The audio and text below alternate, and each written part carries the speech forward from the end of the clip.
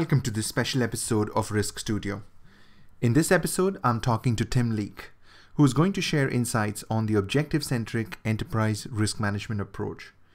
Tim has been an innovator in risk management space for the last 20 years, and it is a privilege to get an opportunity to have a live discussion with him today. The trigger for this special episode was a recent discussion on G31000 LinkedIn group about risk registers. In his response to this discussion, Tim shared details about Objective-Centric approach to managing risks. After reviewing Tim's response, I wanted to learn more about this approach and also allow other risk management practitioners to benefit from this approach. So I invited Tim to share his ideas in this session, and he kindly agreed. So welcome, Tim, to this special episode of RiskStudio, and thank you for taking time to share your ideas with me and the listeners of this podcast. I will now hand over the virtual stage to you to get us started with the Objective-Centric Enterprise Risk Management approach. Thanks very much, Manoj. I appreciate the opportunity. The discussion that ensued on the LinkedIn ISO 31000 discussion forum, I think, indicated a lot of interest, at least on the part of some, in terms of understanding what alternative there is to a risk register approach to ERM. So I appreciate the opportunity to share my thoughts in terms of what Objective-Centric ERM and, by extension, Objective-Centric internal audit are about. My background, I've been working in the enterprise risk space really since 1985, which was the earliest days at Gulf Canada, where we started to implement an entity-wide control and risk self-assessment system. And it's fair to say my entire career has been dedicated to helping companies that are interested and want to engage on an enterprise level in terms of managing risk. I'll leave the people viewing this to read my background. There's more information on my background on our website, www.riskoversightsolutions.com. I want to spend as much time as I can talking about the approach. So as you mentioned, the catalyst was some discussions that occurred in LinkedIn, and those discussions are still ongoing. So I encourage readers, people that are viewing this, to have a look there. I'm going to talk a little bit about RiskCentric, but the focus is not on RiskCentric, but I will make some generalizations that people can use to decide if they are practicing a risk-centric approach right now to ERM. I'll move on with a very quick overview of the core elements of what we call board C-suite driven Objective-Centric, and talk a little bit about the benefits and a little bit about implementation barriers. And then throughout that, I understand you may have some questions, and we can entertain those as we go as well. There may be some at the end. So just to give you a cue where you can go, these are up on LinkedIn for some time. You have to join these groups in most cases. So this is a group that, if you are an ERM practitioner, I recommend. It's the ISO 31000 Risk Management Standard.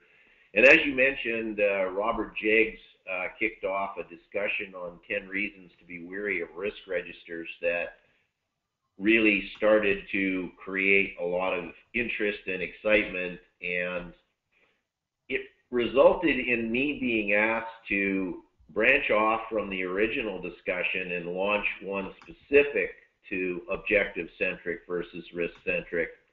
And I'd encourage people viewing this video to have a look at that. There's quite a long string of comments, questions, responses that I think you would find interesting. In addition to the ISO 31000, I've launched the same discussion in multiple groups across the LinkedIn enterprise. So those are available as well. So if you're looking at this through the eyes of an internal auditor, I would encourage you to go to this discussion group. There's also, I launched it on the Chief Internal Auditor site, the Chief Risk Officer site, and a variety of other LinkedIn groups. So RiskCentric ERM, what is it? Basically, I'm making some generalizations, but as a general rule, a risk register is used as the foundation. The These generalizations are based on my work around the world, in countries all over the world. I'm working in the UK right now. I've done extensive work in Europe, Africa, Australia, New Zealand, all across the UK and Canada. So my comments are not specific to Canada or North America, but rather to what I've seen all around the world. That doesn't mean that you haven't approached ERM differently. These are just commonalities. So the use of heat maps is very common. I was in the software business from '96 till 2008. A lot of users wanted the ability to see heat maps. We see many ERM programs taking those heat maps to their boards along with what's known as risk lists, or top 20, top 30, top 50 risks that are coming out of the ERM. Generally, these risks are gathered, and again, this is a generalization, but asking context questions. What do you see as the big risk facing the unit, the company, the process, the project? That is a distinguishing characteristic from Objective-Centric. If you are starting a risk assessment with a specific end result, by definition, your approach is now Objective-Centric, as opposed to the what do you see as the risk to the unit, the company, the process, etc. When that's used, people make up in their own minds what they believe to be the most important objectives when they frame what they think are the risks. The linkage to end results, sometimes it happens, but often it happens after the risk register is assembled. The process is often not fully integrated with the strategic planning. I was working with a board a couple of months ago, and the chair of the audit committee indicated that at one of their companies, they had taken their risk register and compared it to the risk the board was most frequently speaking about, and only one of the 6 major risks the board was talking about relative to the strategic plan were on that risk register. And that showed the head of that particular board committee that there was a need to change the way they were approaching it. Often the top rated risks in the risk register are not the top risks to the company's strategic objectives. They may be top risks to what we call foundation objectives or hazard objectives, but frequently not top risks to the top value creation. So that's a quick overview. When we turn to what we're recommending, which we refer to as board C-suite driven Objective-Centric, the first point that I want to emphasize is that although for purposes of this presentation we're focusing on the Objective-Centric, the reason that I recommend Objective-Centric is in order to better engage the C-suite and the board. My experience has been that frequently C-suites and boards are not heavily engaged in risk registers, and by converting it to Objective-Centric, the goal is to seriously increase the amount of engagement and participation of those groups. When we go with Objective-Centric, we want to have what we call the top value creation strategic objectives, and also what we refer to as the top potential value erosion objectives.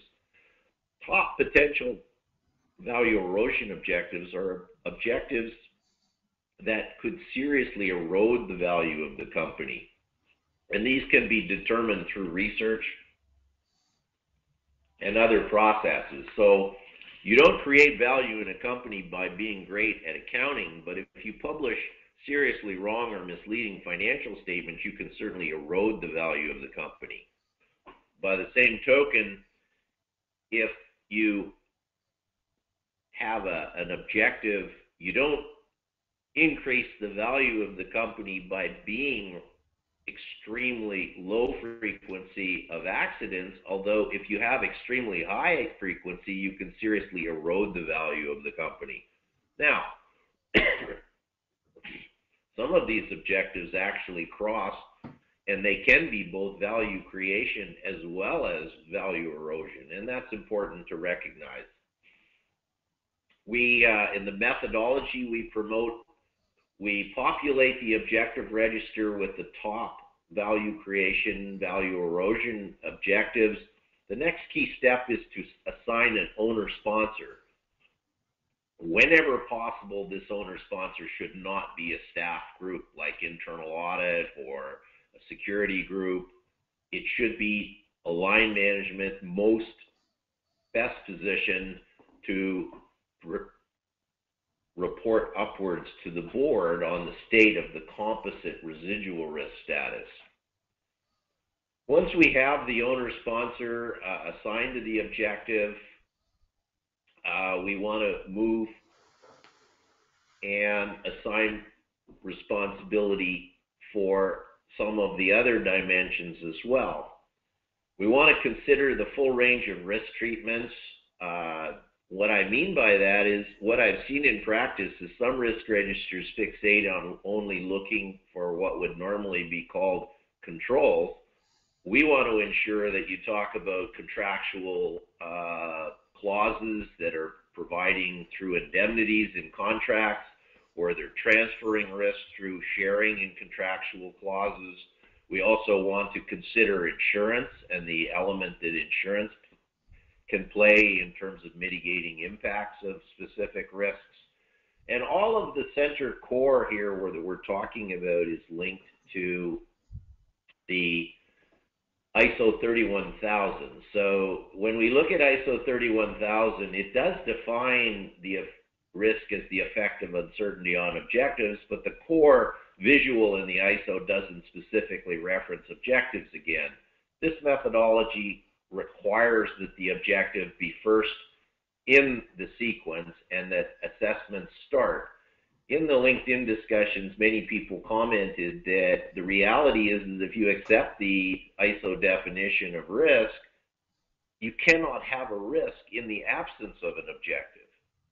So what we've said is rather than starting with identifying a risk and working backwards to the objective, we recommend start with a prioritized set of objectives and then look to the risks that could create uncertainty. We also, in this methodology, and this is a component that is unique, it is not part of ISO 31000, it's something we call residual risk status, and that includes concerns, it includes the impact if you don't achieve the objective in whole or part, impediments that are in the way of reducing that retained risk position. And also it includes information about viable risk treatments that are currently not used so that the board gets a composite and senior executive get a composite picture of that residual risk status related to the objective. After the decision on acceptability has been made, we move on in our methodology, and we want to cover something which is often not covered in risk-centric methodologies, and that is this the lowest cost possible combination of risk treatments that would still produce an acceptable level of residual risk status. The methodology, instead of the board receiving a set of risk lists and heat maps, it's provided with a composite picture of the top value creation and potential value erosion objectives and the current decisions that have been made on what we call target risk assessment rigor, which is defining the level of how much time and intensity is put into the risk assessment and how much independent assurance there is that that assessment is producing reliable information, leading to a composite residual risk rating, which is telling it's composite, the schedule that we recommend. The 0 indicates that in the view of the owner sponsor and ideally the board and senior executive, the retained risk is at an acceptable level for the organization's appetite and tolerance. As we scale up to ratings of 1, 2, 3, and as high as 9, it's indicating the current residual risk status is increasingly outside of the organization's appetite and increasingly dangerous to the achievement of that objective in the organization. The internal audit department in this methodology has a fundamentally re-engineered role. Their goal is to comment on the reliability of the consolidated report on residual risk provided to the board, as well as the reliability of the process. At this point, Minot, did you have any questions before I move on to key benefits? Okay, thank you, Tim, for sharing that introduction. So just so I understand the difference between the risk-centric and objective-centric from what you have covered. So in the risk-centric world, people are just coming up with a list of risk, or they're creating their risk registers, and then the linking of the risks to objectives in many cases may not happen, or it may happen as an afterthought, that after we've come up with all the risks, then we may link it to some of the objectives. While in the objective-centric world, we start with the objectives and then we only identify the risks which can result in us not being able to achieve those objectives. Is that understanding correct in terms of the key difference between a risk-centric approach and an objective-centric approach? Yes, that's the fundamental component. The risk register approach, I've seen many variations of it, and it depends on its heritage as to where it's come from. Mm-hmm. But in many cases, it didn't start with asking a fundamental question, which are the most important objectives, and which are the objectives, if we don't achieve them, are most dangerous to the value of the company. Whereas the objective register wants to start first with a very involved discussion with senior executives and the board as to what do they see as the most critical value creation objectives, and research to determine which objectives, if you don't achieve them, can have the greatest potential value erosion. Risk registers are largely relying on the people that are interviewed or are in the facilitated sessions to make up in their heads what they think those objectives are. Right. And sort of a very basic question which comes to mind, Tim, is that if I look at the definition of risk in standards like COSO, ISO 31000, Red Book, all the definitions, they refer to the word objectives, but then still in practice, I've seen that that is not a very common practice to actually link risks to the objective. So are the practitioners sort of having a blind spot for that particular word from the risk definition, that they seem to be focusing a lot more on the risk and in most of the time completely ignoring the reference to the word objective in the definition? It's a very important question. When I participated in the first ISO 31000 conference that was held in Paris, I presented my thoughts on this area. I think that the ISO 31000, like its predecessor, which was Australia New Zealand 4360, are really important developments. And I particularly liked the definition in 2009 that the ISO chose for risk, which is the effect of uncertainty on the achievement of objectives.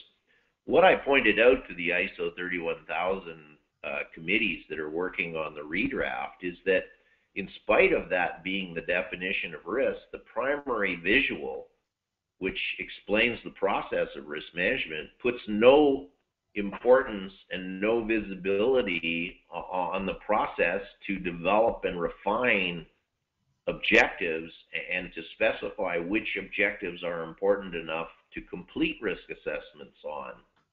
And that's an area that I'm encouraging the committees that are working on the rewrite to substantially revamp in the new ISO 31000 rewrite. The other piece of ISO 31000 I've recommended as an area for improvement is, although it's the effective achievement on objectives, nowhere in ISO 31000 does it say it's critical to monitor the performance on the objective either before or after the intervention of formal risk assessment. And my view is that it's really important to show senior executives and the board that the reason to do formal risk assessment is to increase certainty objectives will be achieved. And although it's easy for me to say that, the reality is most senior management and boards still see risk management as hazard management. They don't see it as the discipline that can increase the probability that the organizations will achieve important value creation objectives, in addition to managing events that could create negative consequences, or what's frequently been called hazard management. So those are key components. All right, so moving to the benefits, and again, I'm moving very quickly to allow some time for questions. I encourage people that are listening to this WebEx to read the slides in more detail. There's papers and articles that you can access via our website for more details. So in terms of the benefits of board C-suite driven objective-centric, the first, and I cannot stress it enough, is that we want to communicate that the reason a company invests in the time and the money and what is sometimes viewed as a distraction by business units is to increase certainty that important objectives, including value creation objectives, will be achieved. The second key component is that if done properly, ERM provides richer information to the C-suite and the board to decide where to reallocate resources. And although ISO 31000 makes it very clear that this should be seen as a key benefit of risk management, unfortunately, that has not been what has occurred with risk registers. You don't see the board and the C-suite weighing into the risk register and using it as a key component to decide where to reallocate resources. So that's a key benefit. And excuse me, that leads into another key benefit, which is very active engagement of senior management. The methodology that we promote, we want to see the C-suite engage very vigorously in deciding what will go in the objective register. The objective register, by definition, should contain the very most important value creation objectives, as well as objectives with potential, if not achieved, can seriously erode. So we want the C-suite and with board oversight to engage in that. And most recently, a key reason why the board should want to do that is, as a result of the 2008 crises, boards are increasingly being told explicitly that they must oversee the effectiveness of the company's risk management processes. And the UK is the world's leader in this area with the new UK Corporate Governance Code that came in September 2014 with effect for 2015. Boards are unequivocally expected to oversee management's risk appetite, and that's a very key component. So what we've done with this methodology is built in very specific engagement points where the senior executives and the board participate, including deciding what level of risk assessment rigor and the level of independent assurance for each objective. Another key benefit is by assigning an owner for the objective, and we call them owner sponsors, because some objectives are so broad, the best we can do is find somebody that's well positioned to coordinate the analysis and the reporting upwards to the board. So that would be more of a sponsor. Owners have the ability to significantly influence the resources that are being dedicated to the risk treatments. But by having the owner, one of the comments I've often made with respect to risk registers is, why would you assign owners to risks but have no clarity on who owns or is responsible for reporting on the composite risk position relative to the objective? So that's a key step.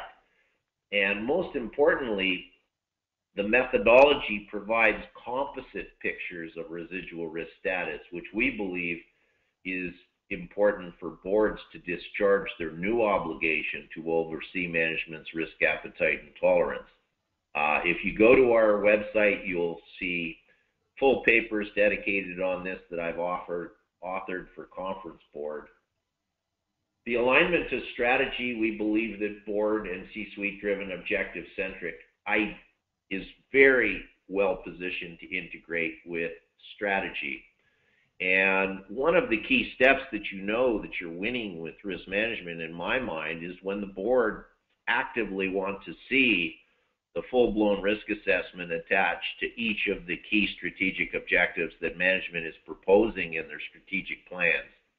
And that's something that the evidence is indicating that risk registers and risk-centric processes just have not been fully succeeding in getting that activity engaged.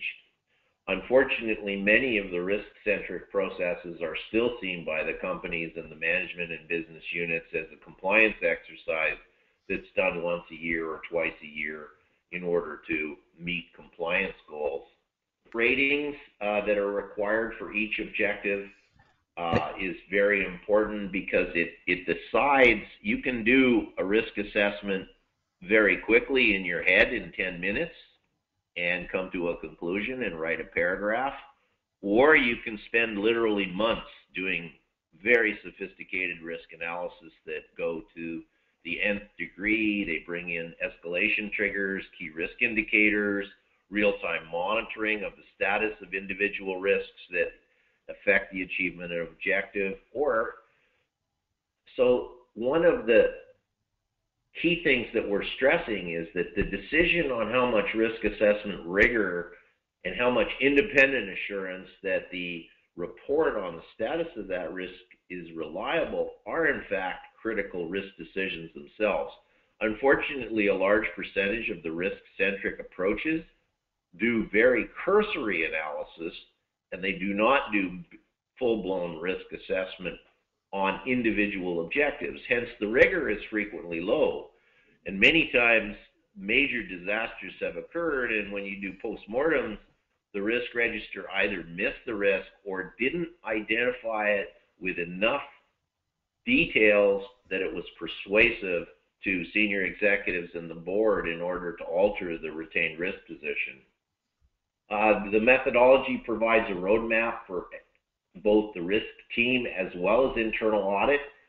The decisions on risk assessment rigor that are made by the risk oversight committee for each objective drive the methodology that the risk team uses, and the decisions on how much independent assurance level each objective will receive drive the work plan for internal audit.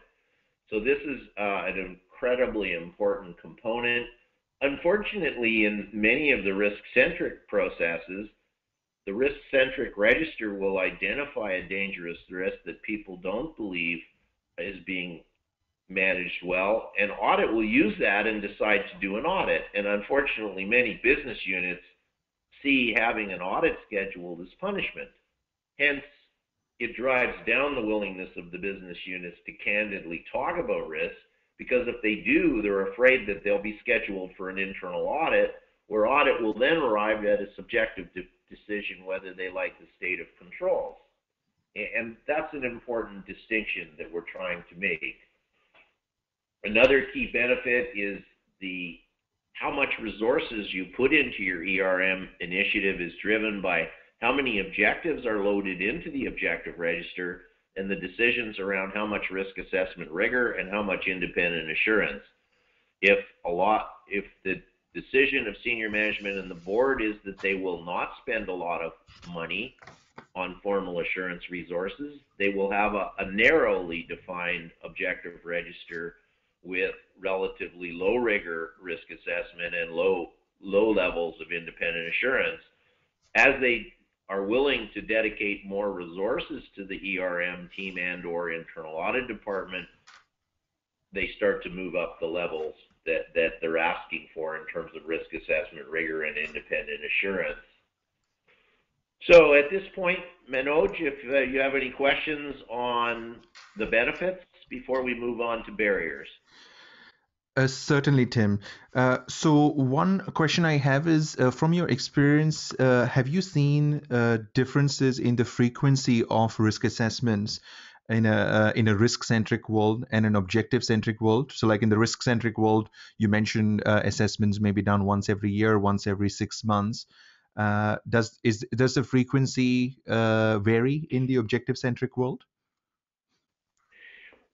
Yes, one of the things, because it is objective centric, the owner sponsor frequently, if they perceive that performance has had a major deterioration, or the performance is considered to be far below what it needs to be for success, it can motivate that owner sponsor to institute the risk assessment themselves, Yeah. but also it may motivate them to rigorously and continuously update and maintain that risk assessment, because achievement of the objective is critical to that owner sponsor's career and or remuneration.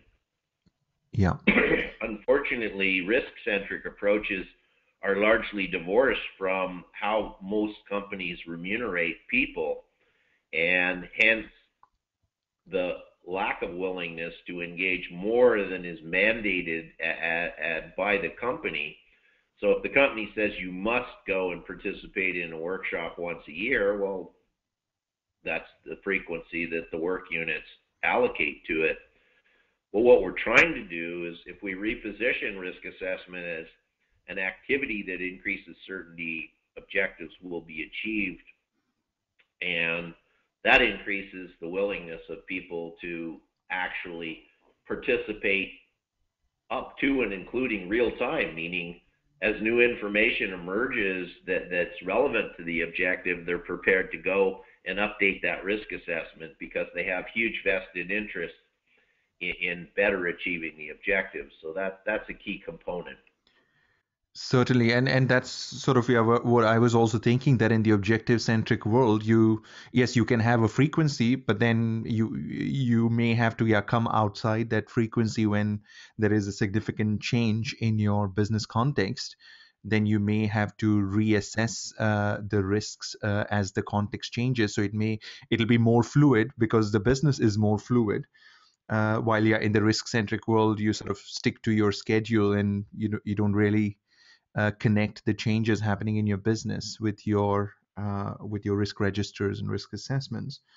Exactly right. And the key is, one of the things we encourage boards to do is actually have the owner sponsor come in front of the board and talk about the current residual risk status and its relationship to the performance that the board's seeing.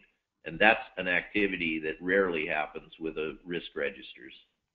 Sure. The next question I have, Tim, is are you able to share an experience of an organization you've worked with who was sort of risk-centric and then later on changed to objective-centric? And what were one or two trigger points? So you mentioned sort of your compliance is one trigger point, but hopefully organizations would want to change this, to become better organizations rather than just to comply with a piece of regulation.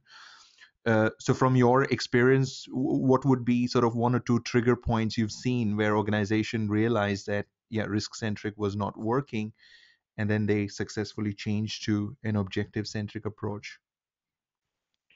Sure. I think real life cases are always something people want to hear about. The client that I'm working with that I can speak about in the UK is SVG Capital. And if you were to read their 2013 annual report or their 2014, they publicly have indicated they were using risk register approach, and that was producing 40 pages of large format risks in the many hundreds of risks. And the CEO and the board reached a point where they just didn't feel it was adding much value, and they've transitioned to an objective-centric approach. Over the years, I've worked with clients all over the world that we were moving them towards objective-centric. Unfortunately, Sarbanes-Oxley had the impact of, in my opinion, setting back enterprise risk maybe a decade by causing clients that were making great progress implementing objective-centric to just completely fixate on control processes and control testing as a result of the U.S. laws. And that includes UK companies that are US listed. So it had an impact all over the world because the largest companies in the world are listed on US exchanges for the access to capital. And unfortunately, it's had a very negative effect. Okay, well, let's proceed and talk a little bit about implementation barriers. The first one is very simply that, unfortunately, not all CEOs and senior management groups really want their board to know about the true state of retained risk related to key objectives. One can argue that the 2008 global crises, if boards had been advised about some of the risks that were accompanying revenue targets that were being driven by these subordinated debt products, the world might be a different place. But when you divorce risks from objectives, frequently, in my opinion, you miss major risks because it tends to be the top of mind risks that are coming out of the interviews and the workshops, as opposed to a more disciplined process that's driving out a complete picture of composite risks relating to key objectives.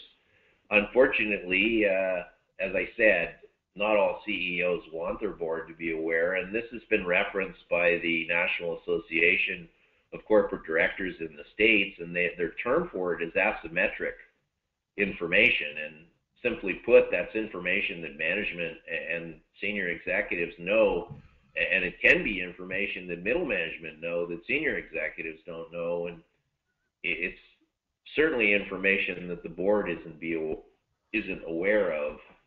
And that leads to what is really having a profound impact and is the subject of the newest article that I'm working on with Professor Parveen Gupta on board oversight of risk culture.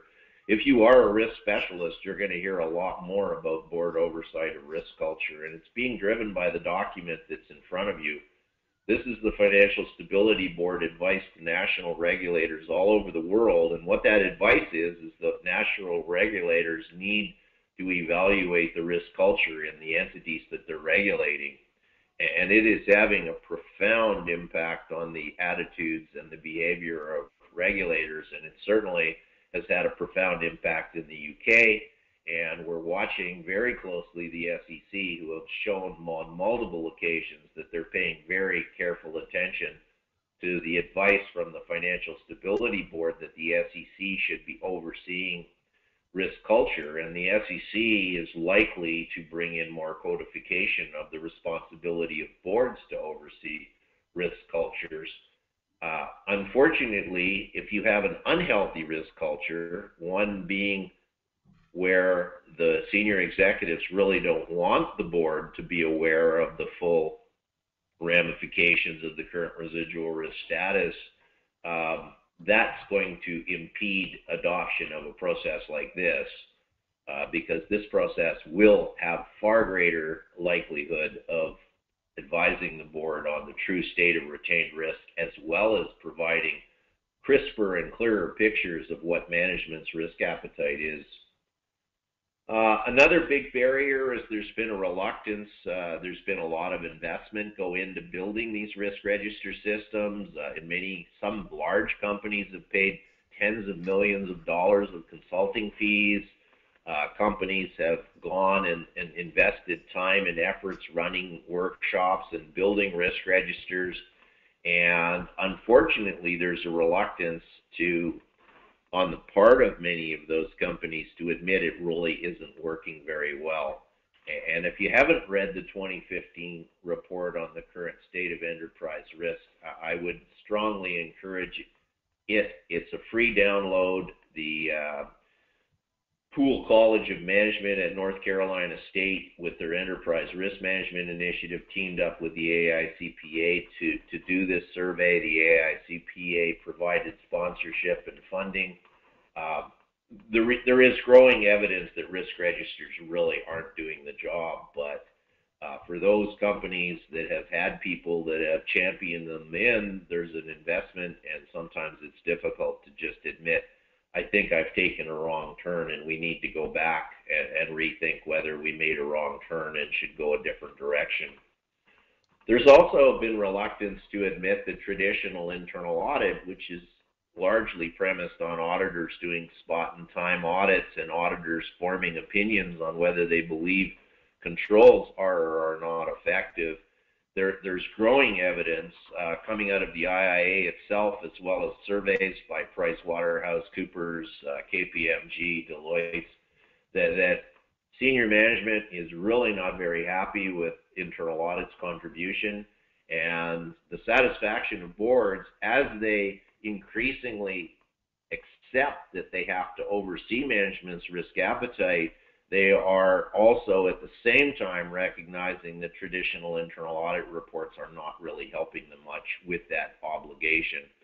So we're seeing significant drops in satisfaction. The graph in front of you is indicating that really senior management, more than half of senior management isn't happy at all with the contribution of traditional internal audit. And we're seeing major drops in board member satisfaction, and I would suggest that as boards fully understand it's their obligation to oversee management's risk appetite and tolerance, they will be increasingly unhappy with traditional audit methodologies that look at 5 or 8% of the risk universe and provide a subjective opinion whether they believe controls are effective or ineffective. So there's a misalignment right now with the audit methodology that's being provided and what boards need, and that this is really beginning to show. Another major implementation barrier is we're human beings, and sometimes we don't change until we must. In the United States, after the 2008 crisis, they brought out new proxy disclosure rules that require boards acknowledge they're responsible for overseeing risk, but really nothing else since, and no real granularity in that expectation. In Canada, similar event, there was an audit done of the governance disclosures in all the Canadian publicly listed companies. Scathing review in that audit, more than 50% of the companies failed, but unfortunately 5 years later, really nothing else has been done in a tangible way in that area. So companies, it's fair to say right now, are not being pushed heavily in the United States and Canada.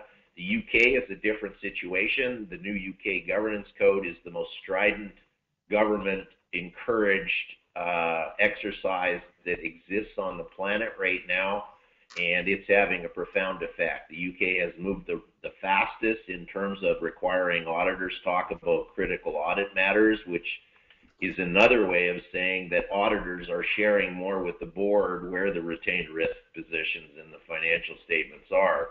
Again, this is being discussed in the United States and to a lesser degree in the international audit standards, but not anywhere near the strident action that we've seen come out of the UK.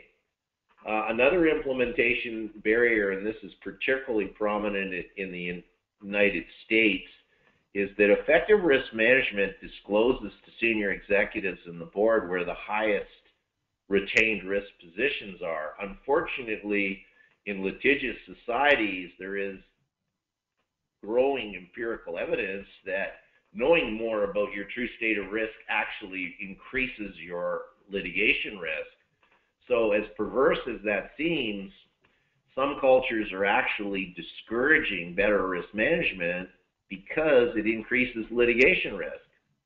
Now, you can argue that the benefits of doing better on things like safety and environment and customer service and product quality should outweigh that, but if juries are bringing in multi-$100 million settlements and billion-dollar settlements, it's hard sometimes to convince legal counsels that they really want written evidence that senior executives and the board are aware of the true state of risk. Another implementation barrier is just the resistance to change. I've talked about entrenched risk register systems, entrenched internal audit methodologies that have been in existence for decades. People resist change, and although there is growing evidence that boards want more and better information on risks, and there is some recognition there needs to be leadership appointed to drive that change, things are happening very slowly. So, just before we turn off implementation barriers, any questions at your end, Manoj? So maybe one question, Tim, and this may be just how risk management has evolved over the last few years. So I have experience in the financial services industry where if you see risk management was initially about taking insurance, then market risk discipline came, then credit risk came, then operational risk came, and risk management is just in the financial services, it's come sort of from bottom to the top, and it's not reached the top yet. And maybe because there is still no emphasis on strategic risks, and the objective based approach we're talking about here, it probably requires the strategic risk discipline to mature a little bit more than it is today, for organizations to sort of see the benefits of the objective centric approach. So I would just like to take your comment on the evolution of strategic risk, and do you see that as one sort of potential barrier because it's still not seen as a separate risk category in its own right? Well, I think you raise a good point, and there is some very profound significance even in your question. The fact that you've chosen to call it strategic risk and say it's a silo, and then talk about credit risk, for example, and market risk and operational risk. Unfortunately, the regulators of the financial sector have really created those artificial barriers and silos themselves. And it's going to take some significant effort on the part of the financial regulators who've in fact encouraged the creation of silos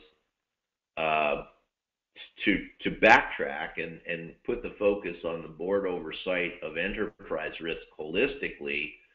So if we took something like we want to minimize loan losses, well, one could argue that one of the best ways to minimize loan losses is loan a lot of money to money launderers. They regularly repay all of their loans. Right. So if you want to look at something like in improving service fee margins achieved by banks, the secret is to deal with money launderers who are happy paying quite large margins. However, it's at the expense of compliance with anti-money laundering. And we can look at similar conflicts between objectives in oil and gas where yes, you can drill a well cheaper if you cut corners, but you may end up with a Gulf of Mexico mega pollution suite. So until the regulators start understanding that what's critical is that the board needs rich information and senior executives need rich information on the trade-offs between these objectives, and that the objectives need to be looked at holistically through a single process as opposed to in little buckets, I believe that the disasters will keep coming. So the Financial Stability Board is showing some signs that they're trying to encourage financial regulators around the world to focus on the sufficiency of what they call the risk appetite framework, which I believe is a very positive statement. Unfortunately, they haven't emphasized maybe as much as they need to that regulators need to discourage silo practices around credit risk, market risk, operational risk, and strategic risk, when in fact all of those regularly overlap. Exactly. And creating frameworks that encourage the silos is going to continue to encourage massive global level disasters. So that would be my thought on it, Manoj. Sure. Thank you. Thank you, Tim. Okay, in terms of where to get help, we are leading the charge as a firm in terms of Objective Centric. There are some of the other consultancy firms give some discussion to it. So the strategic advisory components focus on strategic planning. Unfortunately, many of the leading consulting firms are still encouraging clients to build risk-centric processes with risk registers as foundations. At this point, we are working to evangelize the benefits of ObjectiveCentric. We are very, very committed to those benefits, and more than happy to debate and defend those positions. We offer very low-cost copyright licenses that help people move in that direction. The Institute of Internal Auditors is now offering training on board and C-suite driven objective-centric training. It can be delivered to national internal audit institutes around the world or to clients in-house and purchased through the Institute of Internal Auditors. We have one software vendor right now that we have partnered with that can provide software that supports the board and C-suite driven methodology, and that software provider is Resolver. They're headquartered in Toronto, but with a global client list. That is the only software that I'm aware of right now that supports objective-centric approach, including our approach to residual risk status, as well as the need for boards and C-suites to make decisions and actively participate deciding on risk assessment rigor and how much independent assurance. As well, I will be teaching the PreConference at this year's 2015 Institute of Internal Auditors International Conference. This is an invitation-only event for chief audit executives. Again, the purpose of this is to expose the benefits of objective-centric approaches to internal audit and ERM and explain the business case for it as well as the details of how it works. Our website has a growing amount of material. It's all free downloads for those who want to learn more. It includes conference board director notes, articles. There is a brand new article that will be out on the 1st of April 2015 through the Institute of Internal Auditors titled Reinventing Internal Audit, and it is all about the principles that we've talked to today. So lots of opportunities. This initiative that you've launched, Manoj, to expose it to the risk community through RiskSpotlight is another illustration. We are trying to get the word out on the significant benefits of moving from risk-centric to objective-centric, and we really appreciate you participating in exposing the ideas. So that's a quick overview. Any general questions I can entertain at this point?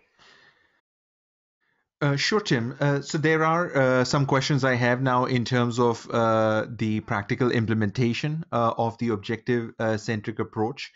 So hopefully the responses to these questions will allow the listeners to also see some of the practical aspects of the methodology.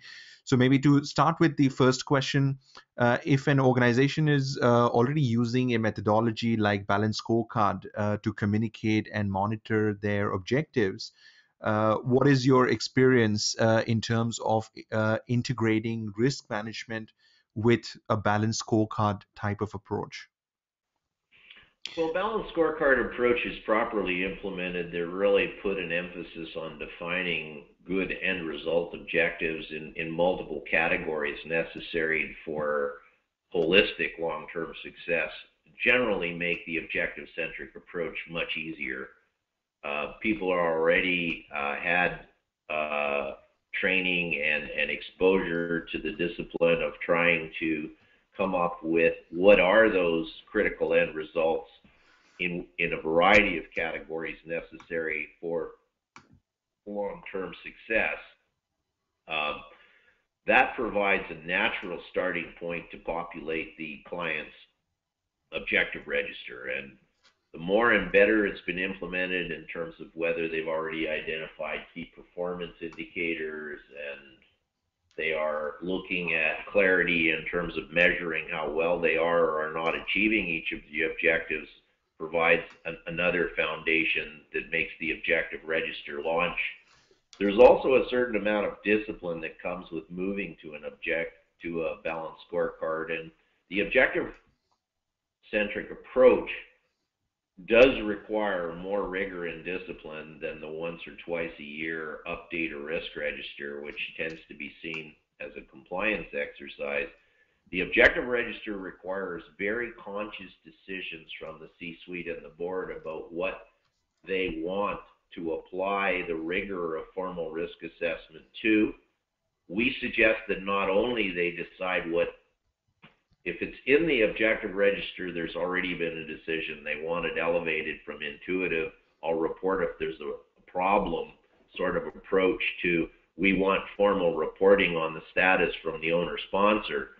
So next level of rigor is how much rigor from very low, meaning the owner sponsor gives it some thought, makes a decision whether the current residual risk status is within appetite and writes a paragraph or two, to very, very high level of rigor where multiple methods are used to identify risks. A lot of work has gone into gathering fact-based information on likelihood and consequence. Effort is made to gather performance information for the residual risk status, best available information on how bad would it be if it's not achieved, the objective. So it's very important that we get the involvement of the senior executives and the boards in these activities. A year ago, after 35 years in this space, I facilitated my first full-blown risk assessment with a board.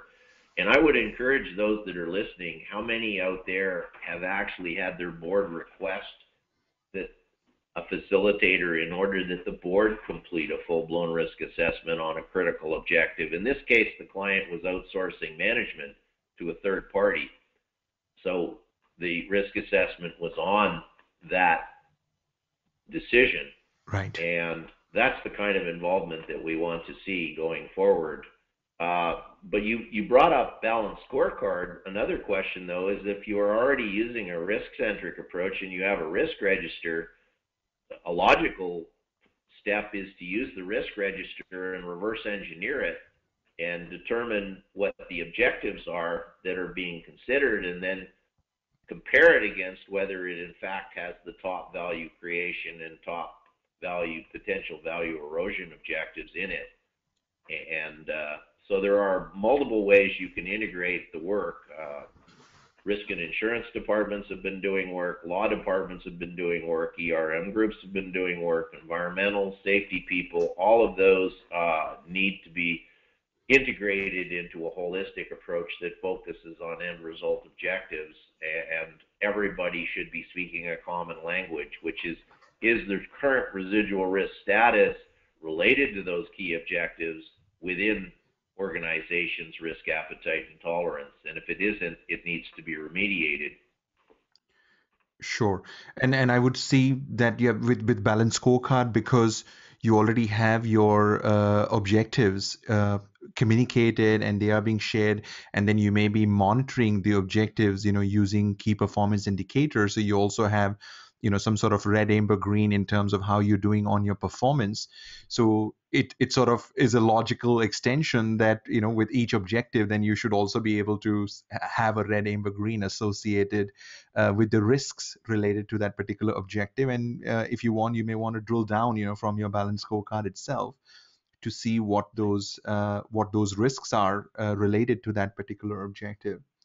So it seems a simple question every board should be asking when management presents the strategic plan. Boards should be asking, show me that you've done a risk assessment on the key strategic objectives, and what's it telling you about the composite uncertainty of achieving it?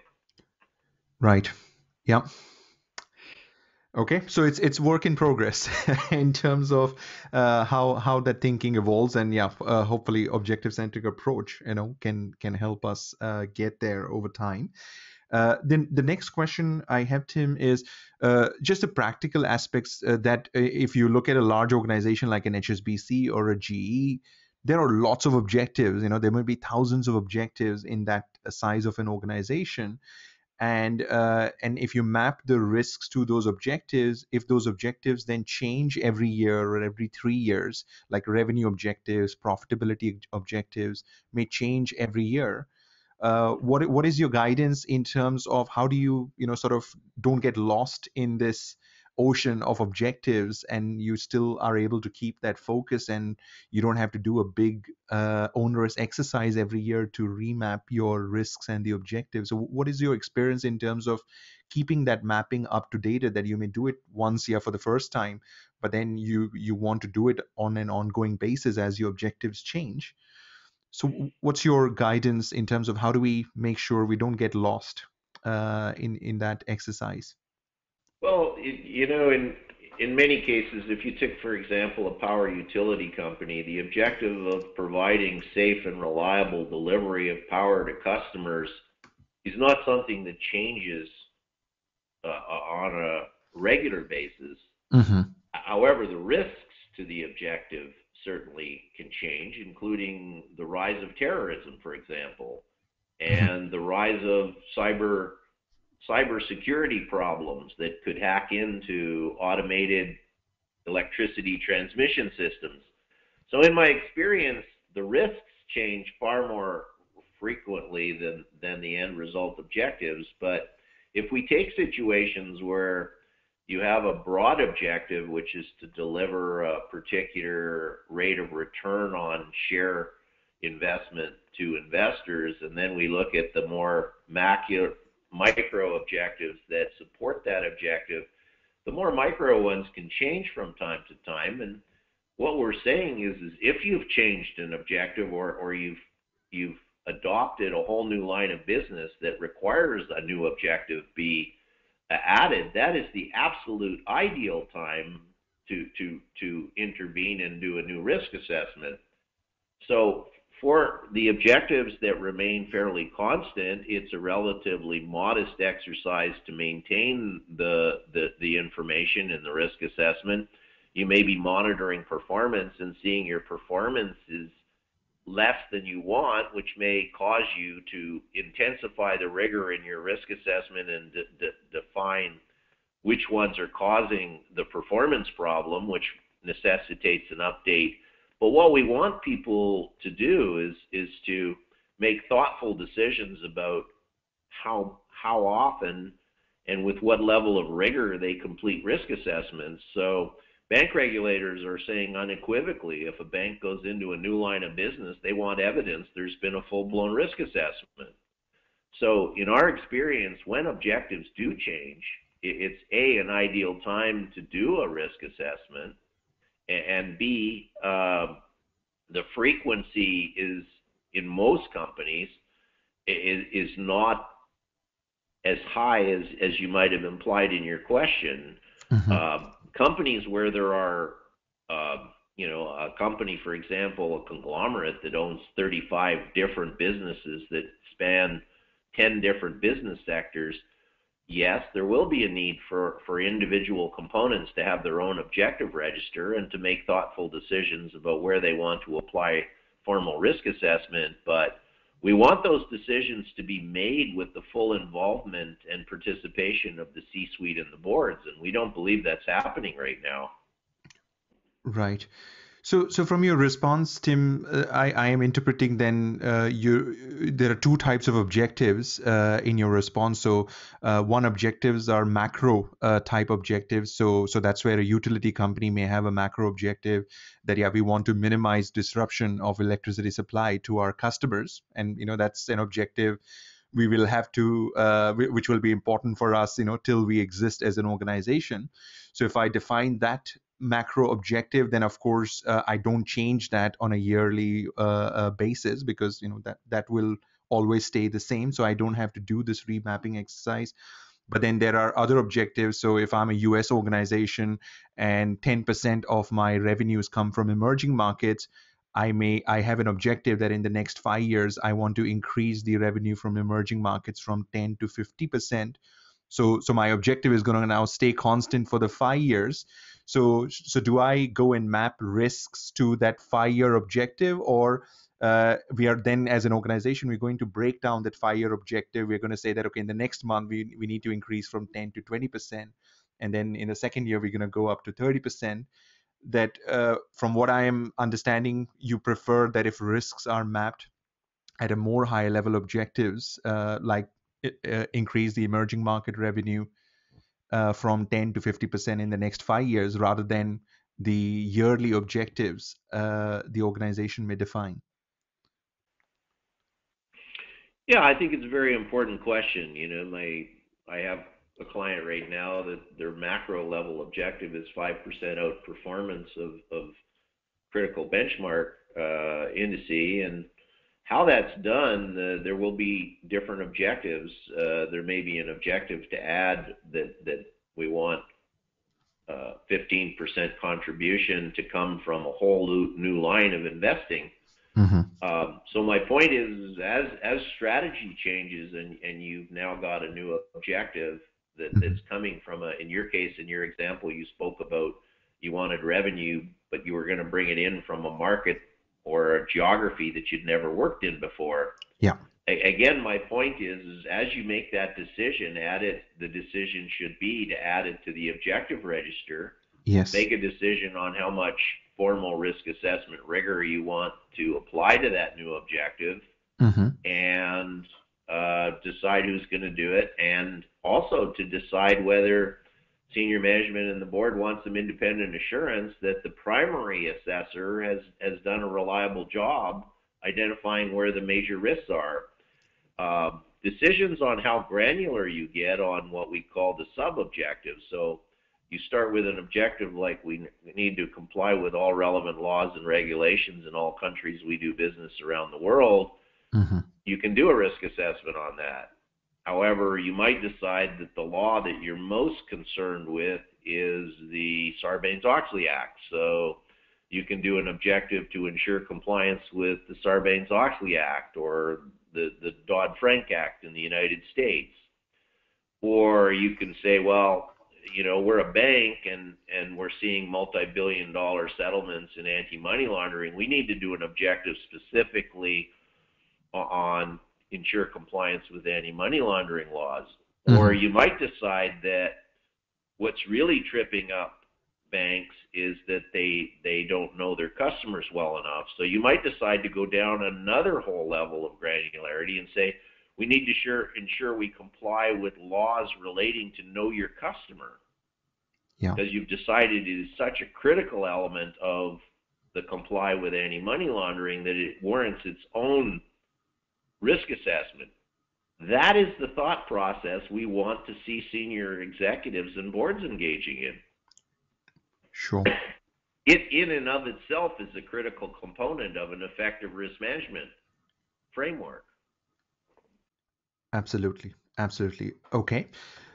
So Tim, then the next question is, what is your experience in an organization where the risk owner may sit in a completely different part of the business compared to the objective owner? So the objective owner and the risk owner, they sit in a completely different part of the organization.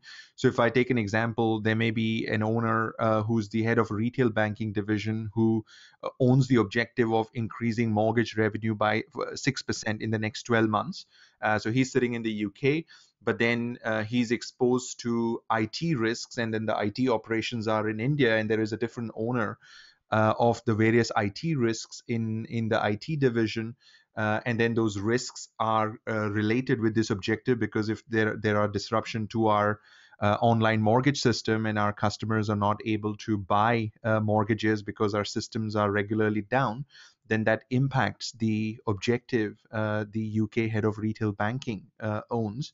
So how have you seen sort of that working in your experience, where the owner of the objective and the owner of the risk, are not in the same geography, they're not in the same business unit?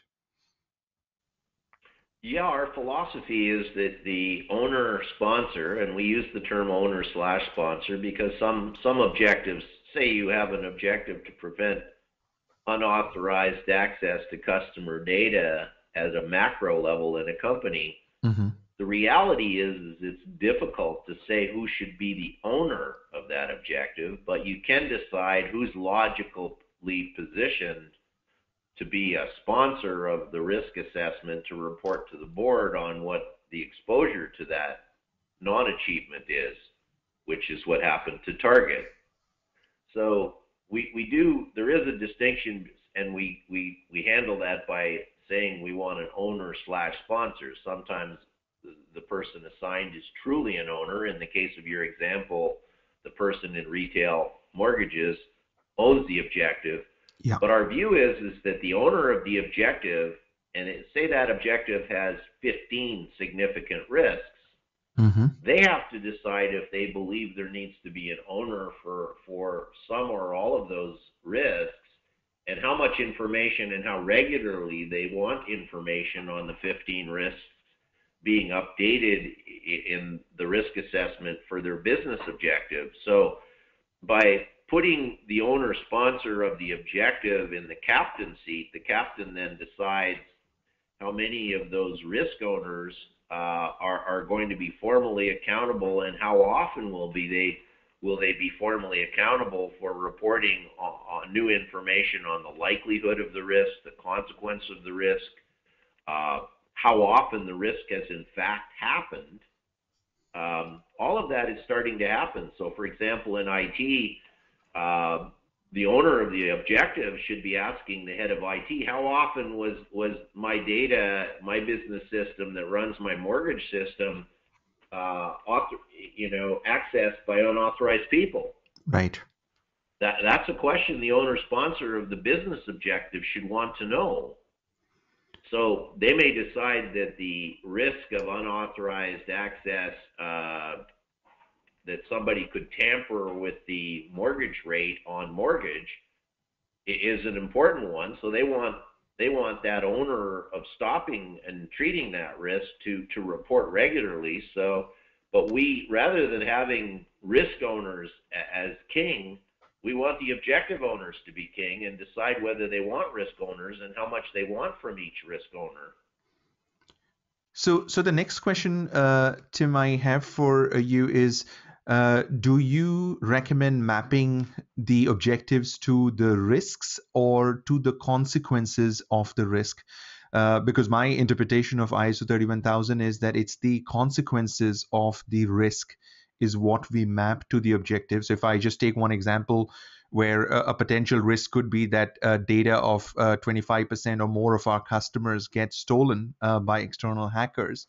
And if that risk event was to happen, then you will have many consequences which may come from that risk. So we may have to pay compensation to the customer, and then that consequence can then be linked to a business objective where we want to maintain the level of unexpected cost, under $5 million for our organization for a given year.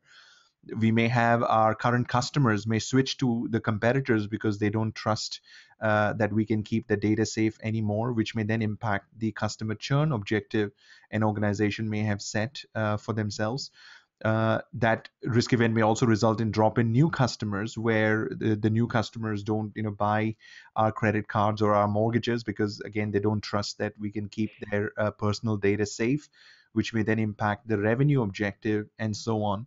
So from your experience, is it the consequences we are mapping to the objectives, or is it the risks we are mapping to the objectives in the methodology?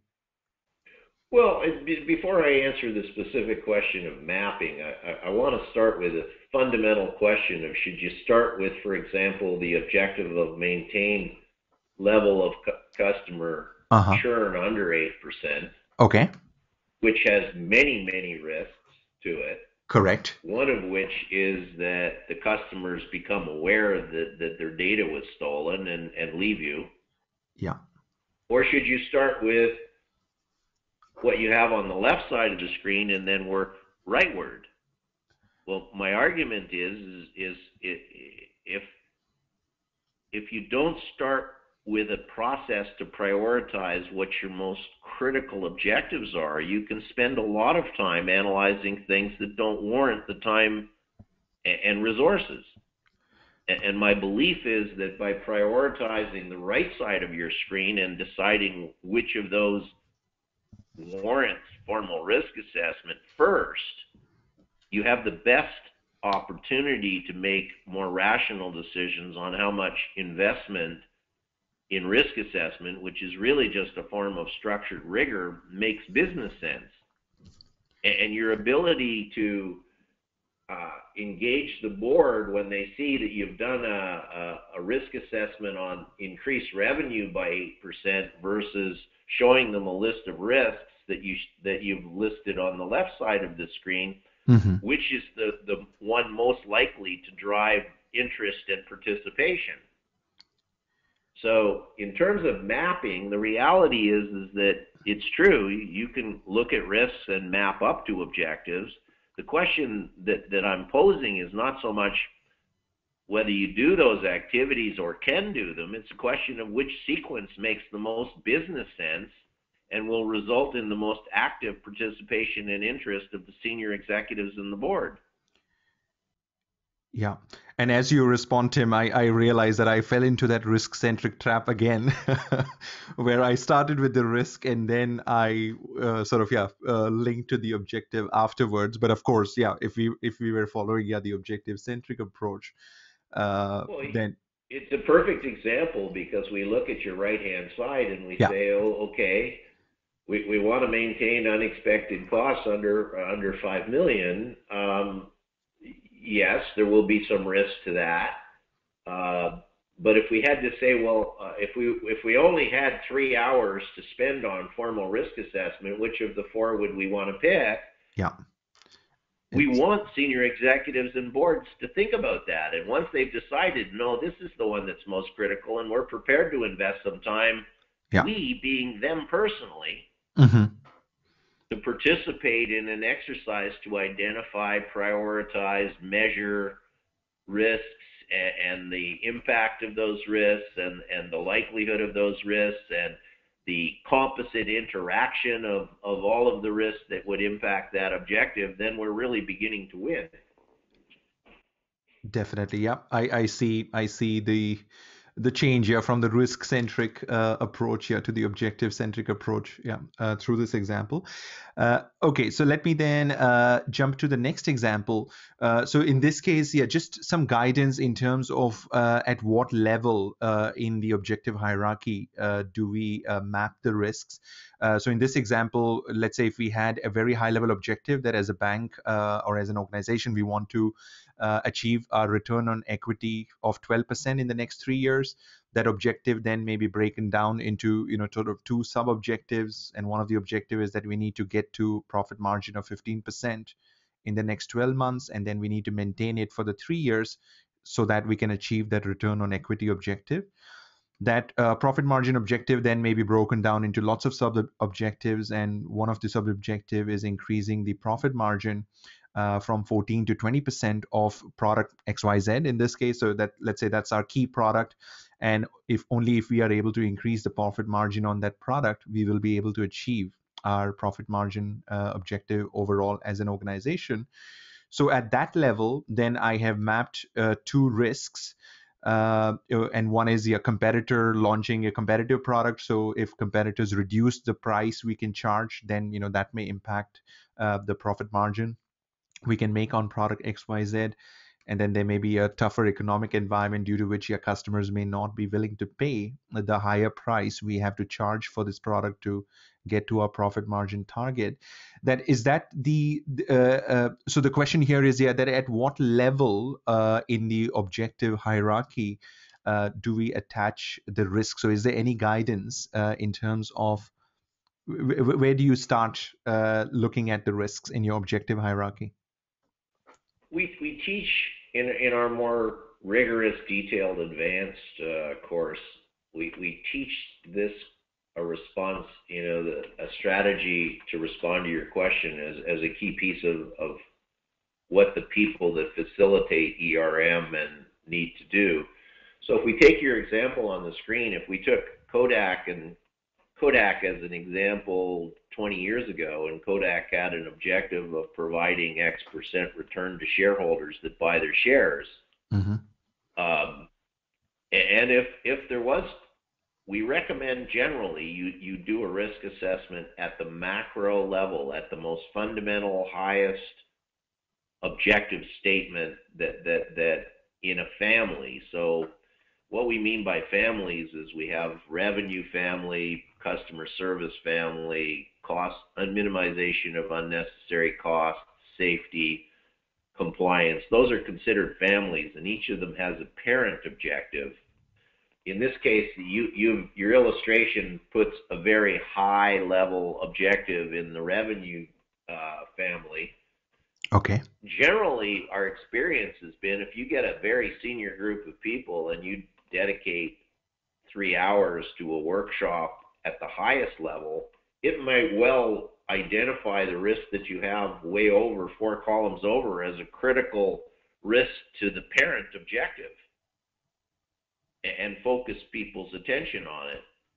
However, so to the extent that you have an objective which has got some discrete components that warrants even lower level, more rigorous attention, in our methodology, the decision is it important enough that I want to add it to the objective register? And if it is, then a decision then made, how much time will I dedicate to doing a more detailed risk assessment on that sub-objective?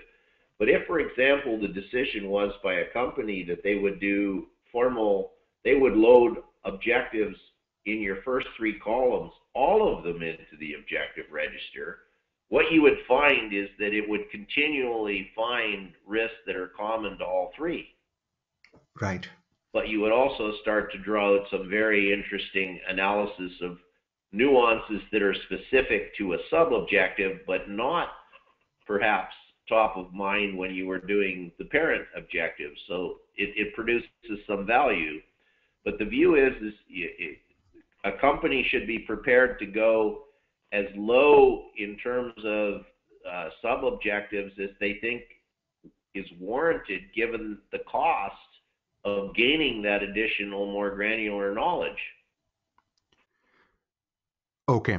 So in terms of, I'm the takeaway I am getting from the responses that it's really the importance of the objective is what you want to consider, and then the cost benefit analysis that is it really worth spending time on trying to understand all the risks around that objectives, and then look at the relative importance of that objective, and that's the judgment you decide. And in some cases that may be level 1, in some cases that may be level 3 objectives. Yeah, I was dealing, I think I mentioned earlier when we were dialoguing, I have a sauna in my cottage and it has a broken light fixture, and I deal with a particular sauna supply company. So they claim that customer service, they have an objective on their website. They want 100% satisfied customers. However, when I went to their website and tried their phone number, because I wanted to order a new globe for my light in the sauna, the phone number doesn't work. Okay. So they have a macro objective of 100% satisfied customers, but do they need a more granular objective, which is to provide 100% accessibility via the phone number with a human response within 50 seconds? So that's a very specific sub-objective of 100% satisfied customers. It may be that they need to go down to that level to understand that having working phone numbers is a critical risk to the objective of 100% satisfied, or you can put at the 100% satisfied customers, one of the risks is people can't contact them. Absolutely. Yep. So my argument is you probably will get a lot of incredibly valuable information dealing at the parent level, mm-hmm, without dropping down to the more granular objective of ensuring 100% availability of the phone system. Mm-hmm. Sure. However, if you're a call center, you might decide that, no, I need to do that. Yeah. Okay. And then the last question then is that in your client engagement, so when you have multiple risks related to a particular objective, I think, which is what we had in this example, where against the profit margin for product XYZ objective, we have 2 risks. That does it make sense to aggregate the risk exposure of the risks at the objective level? Is that something the methodology highlights? Is that something which can be done? Is it possible? Yeah, if you go back to the slides and you look at our primary risk assessment methodology that we call risk status line, you'll see we have an objective, we have the context, internal, external, the risk identification step where you identify as many risks as you think are warranted, and you do likelihoods and consequences, and you can do a range of analysis. But then we look at what we call residual risk status. So in our experience, most objectives have at least 15 significant risks that create uncertainty they will be achieved. Right. And it is absolutely critical to see the 15 risks in totality in terms of their impact on the achievement of the objective, and also consider the interrelationship and correlation between the 15 risks in order to generate what we call the residual risk status information, which is a picture of the composite status after you've considered the 15 risks in totality to the achievement of the objective. So a key component of going objective centric is it is far better positioned to understand the aggregation of those 15 risks than a risk register that takes and maybe puts 2 of the 15 into the risk register and decides whether they're red, amber, or greens. True. Okay. It may not be the 2 that are viewed as top of mind that are in fact the ones that's causing the real problem with the objective. It may be the interrelationship between 4 risks that by themselves would never have made it to a risk register. Sure. And aggregating risks generally is considered a very difficult topic, Tim. So in the methodology, this is something which is covered, that there is a defined way of how you aggregate the risk exposure at the objective level, that there are some recommendations in the methodology on how to do that. Absolutely. One of the best recommendations is to monitor the performance that's being generated by the aggregation of multiple risks. Sure. But also to do, when an objective is not achieved and you start to do causal analysis of non-achievement of the objective, it begins to generate richer information about the risks. Sure.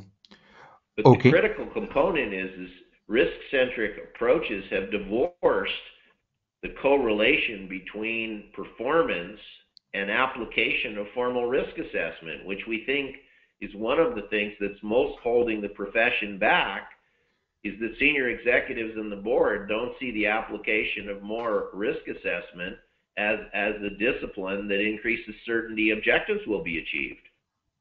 And that it should be seen that way.